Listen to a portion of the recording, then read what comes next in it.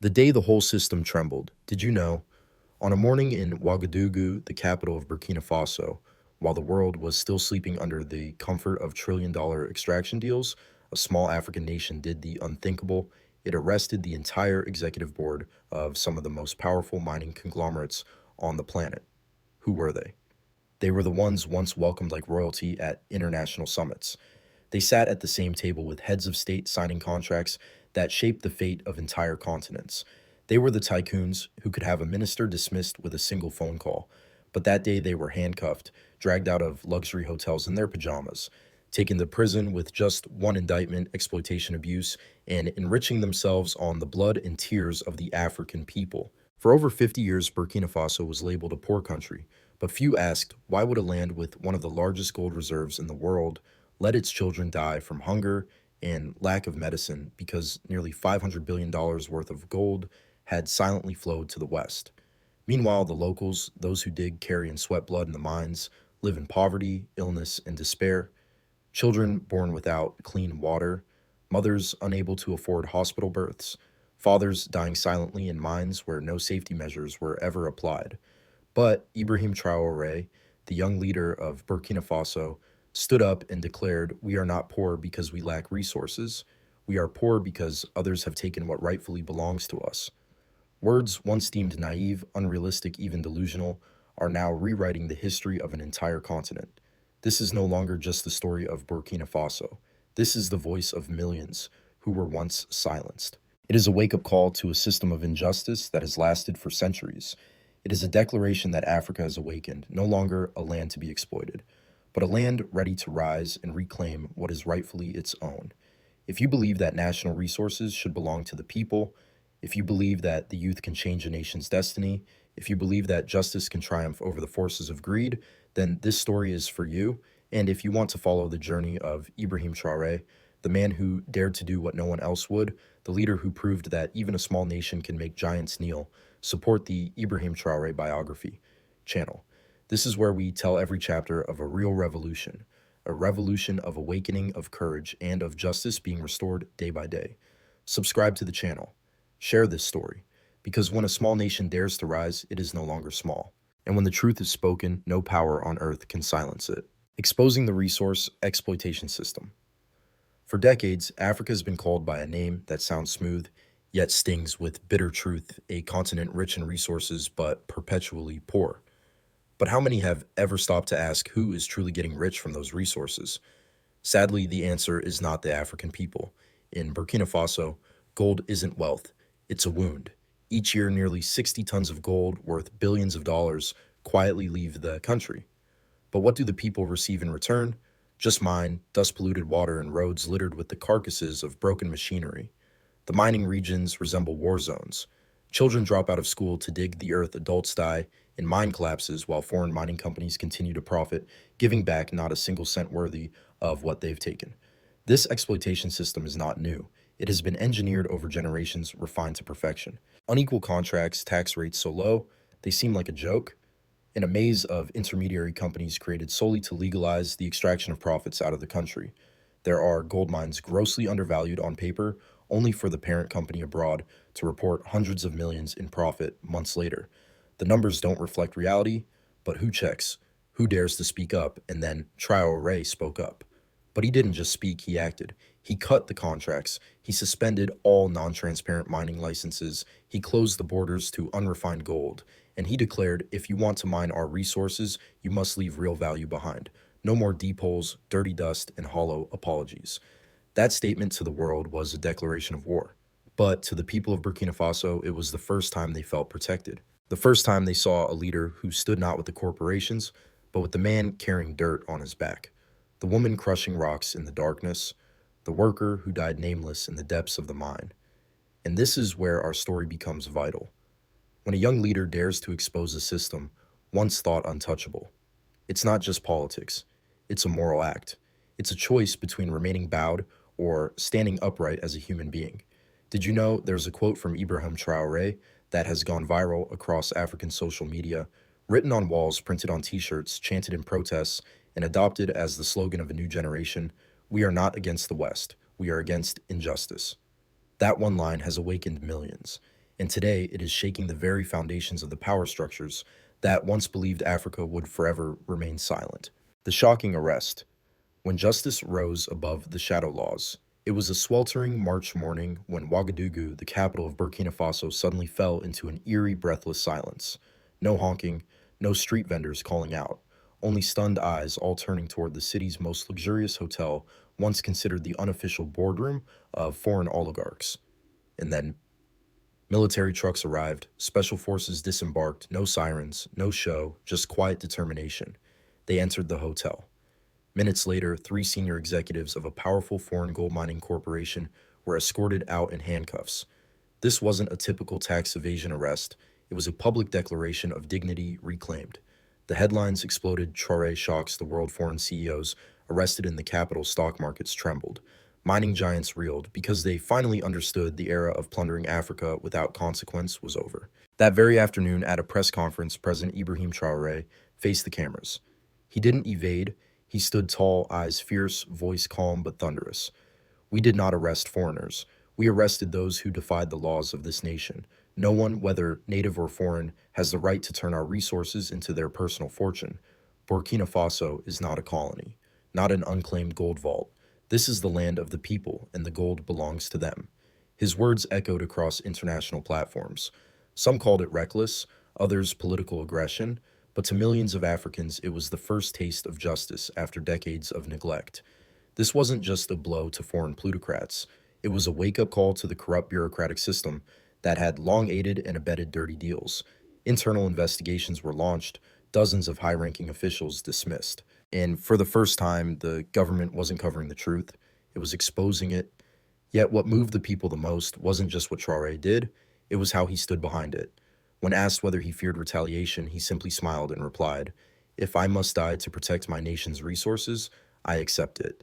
I'd rather be shot from the front than live forever, with the shame of a country drained dry by its own silence." Those weren't the words of a politician. They were the words of a soldier with a cause and the heartbeat of a son of Burkina Faso. This arrest wasn't just breaking news, it was a bell that awakened a continent. Since that day, the movement to reclaim natural sovereignty has spread to Mali, Niger, Guinea. Other young leaders have begun to ask the same question: are we truly poor, or just being manipulated to stay that way forever? And with that question, the foundations of a broken system began to shake. The rebuilding journey, when resources become power, not a curse. They used to say Africa is a continent cursed by its own wealth. Where there is gold, there is blood. Where there is oil, there is war. Where there are resources, the people are always poor. But now, on the very land once ruthlessly exploited, a small nation is rewriting that definition. Burkina Faso, under the steady hand of its young leader Ibrahim Traoré, is turning what was once a curse into a flame of national rebirth. After the shocking arrests, many predicted chaos would follow. But what happened instead was something Africa had not seen in generations: awakening. Technical mining schools were established, unemployed engineers were called back to advise on the nation's gold refinery project. Former illegal miners, once ghosts in the system, were now trained and certified, granted contracts, insurance, and retirement benefits. Traoré refused to build his country on debt. He chose instead to build it on the solid foundation of Mother Earth herself. He once said, "If a country cannot feed its people despite having gold beneath its feet, then the problem is not with the land, but in the way we treat the land." By constructing the first gold refinery in Burkina Faso's history, the government created a new national symbol: no more exporting raw gold only to buy it back at exorbitant prices. From now on, gold would be refined, crafted, traded, and valued on its own soil. The image of the first gold bar rolling off the line brought tears to millions and stunned the world into silence. Because in that moment, something changed. History was no longer written in blood, but in willpower. In the once forgotten villages, new roads are being built. Electricity reaches remote communities, schools rise from gold revenues, and for the first time, children in the farthest corners of the nation learn to code, not dig. An old man, voice trembling, said through tears, "When I was young, I dug gold for the French. When I grew old, I dug for the Chinese. But today, my grandson digs gold, so he can go to school. That is enough for me." This isn't just about infrastructure, it's not just about jobs, it's about something far more powerful: hope restored. A nation once drained and dismissed is rising like a seed once buried under the dust of history.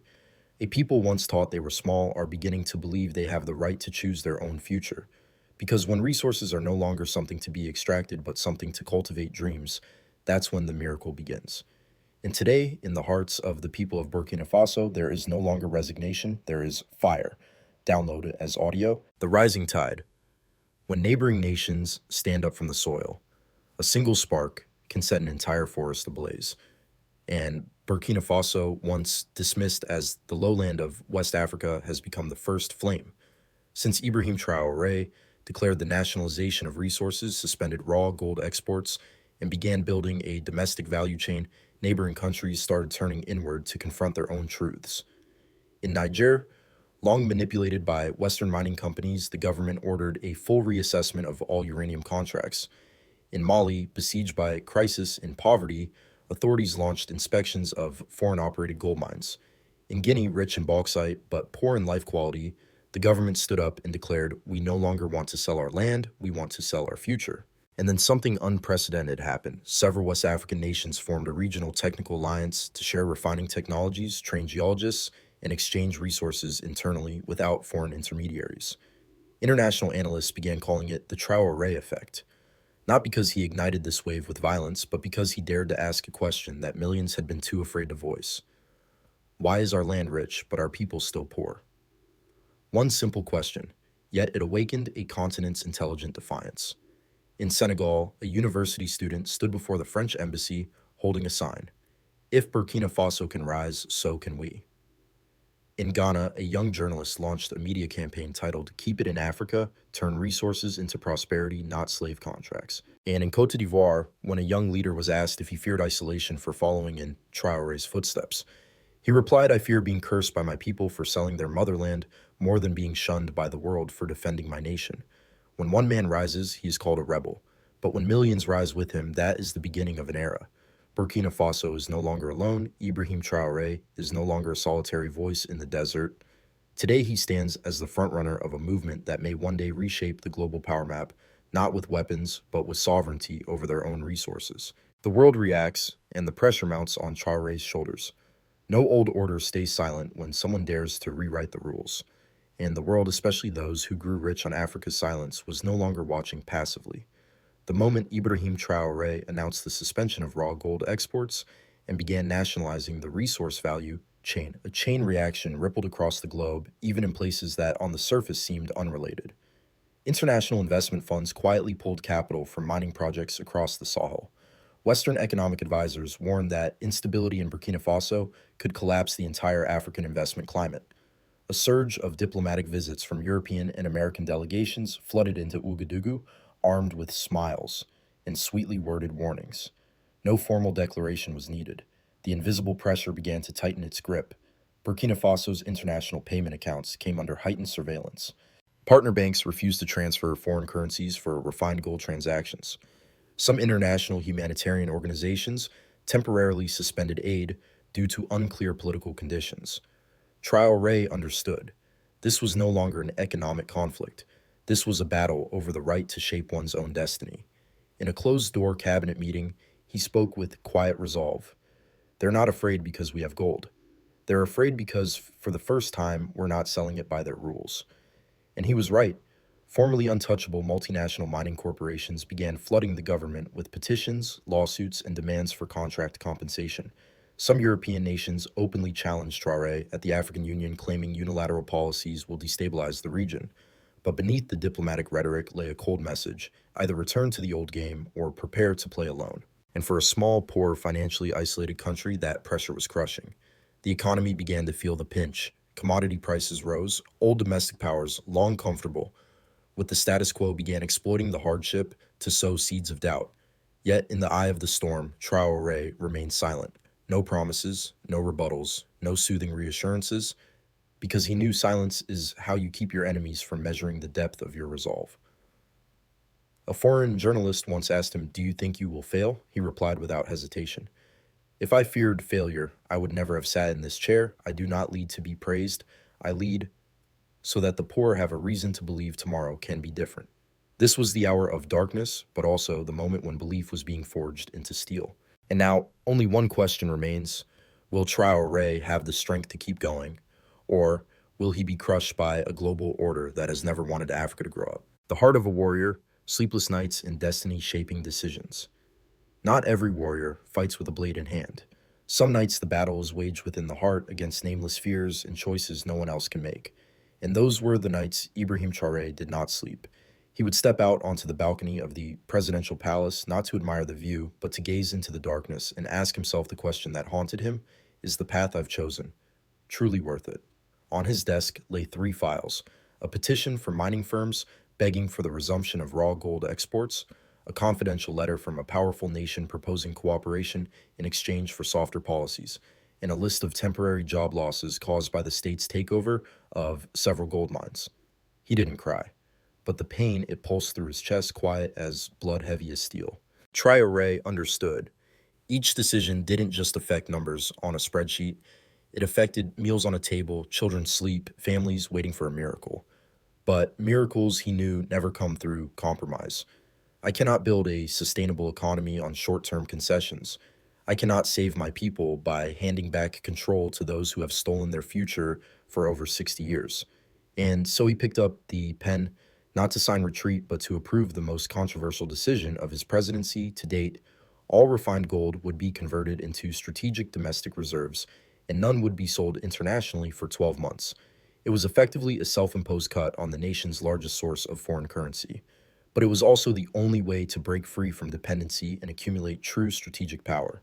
When he announced the decision in a closed-door meeting, his economic advisors looked at him with deep concern. Are you certain, Mr. President, that you can weather the coming storm? Traore simply smiled, his voice low but steady. A boat was not built to stay in the harbor. If waves are the price of freedom, I'm ready to sail through the storm. We don't just need a richer nation, we need a nation that walks with its head held high. That is the heart of a warrior. Not someone without fear, but someone who steps forward despite fear. Not someone who speaks beautifully, but someone who takes full responsibility for his choices, even when those choices leave him standing alone. And from the balcony of the palace, as dawn broke across Ouagadougou, Traoré whispered into the rising light, I do not fight to be called a hero. I fight because I was once a child who watched his parents get sold out by the very gold they never got to touch. And that is what true leadership looks like: a quiet fight in the dead of night with the future of a nation beating in your chest. When a small nation does something great, when you look at the world map, Burkina Faso is just a tiny dot. A landlocked country with no access to the sea, no major industry, and for decades known only in reports about poverty, instability, and conflict. But today, that name is being rewritten, not with guns, not through noisy wars, but through the quiet will of a new generation standing up and saying, we do not accept a fate that was pre-written. We will no longer be the ones who dig gold for others to wear.